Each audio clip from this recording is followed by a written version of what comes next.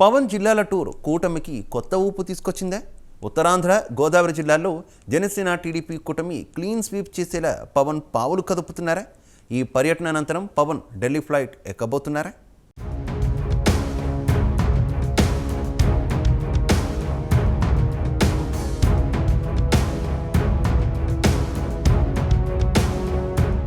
రానున్న ఎన్నికలకు తమ పార్టీ క్యాడర్ను సన్నద్ధం చేస్తుంది జనసేన. పుత్ర నేపథ్యంలో ఎన్నికల సన్నద్ధతపై జనసేనాని కార్యకర్తలు, నేతలకు దిశానిర్దేశం చేస్తున్నారు. ఈ నేపథ్యంలోనే తాజాగా విశాఖపట్నం టూర్ పెట్టుకున్నారు. 3 రోజుల పాటు సేనాని ఉత్తరాంధ్ర, గోదావరి జిల్లాల నేతలతో చర్చలు జరుపుతున్నారని తెలుస్తుంది. శ్రీకాకుళం, విజయనగరం, విశాఖ, తూర్పు గోదావరి జిల్లా నాయకులతో వరుస భేటీలు, సమీక్షలు జరపనున్నారు.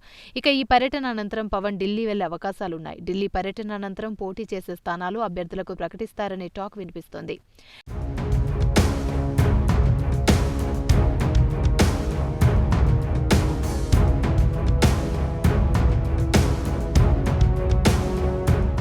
టీడీపీ జనసేన కూటమి రాజకీయాలు ఆసక్తిగా మారాయి. కూటమిలోకి బీజేపీ కూడా రావడంతో పొత్తుల మ్యాటర్ రసకందాయంలో పడింది. ముఖ్యంగా సీట్ల లెక్కల్లో ఎవరికి ఎన్ని అన్నది తేలాల్సి ఉంది. అయితే ఎవరికి ఎన్ని సీట్లు దక్కినా సమన్వయంతో ముందుకు సాగాలని ప్రస్తుతం ఉన్న వైసీపీ ప్రభుత్వాన్ని గద్దెదించడమే తొలి టార్గెట్ అని నిర్ణయించుకున్నాయి. ఈ క్రమంలో అసెంబ్లీ ఎన్నికలపై ఈ పార్టీలు ఫోకస్ మరింత తీవ్రతరం చేశాయి. గెలిపే లక్ష్యంగా వ్యూహాలు రచిస్తున్నాయి. ఈ క్రమంలో అగ్రనాయకులు ప్రజలతో మమైకమవుతారు.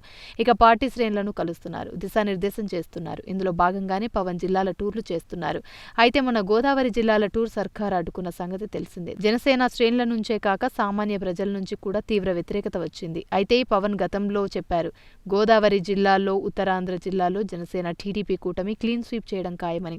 ఇప్పుడు పవన్ తాజా పర్యటనలో భాగంగా పార్టీ శ్రేణులకు దిశానిర్దేశం చేశారు. అలాగే కూటమితో వెళ్తున్నందుకు టీడీపీతో ఎలా కలిసిమెలిసి వెళ్లాలి అన్న విషయంలోని పార్టీ శ్రేణులతో పంచుకోనున్నారు.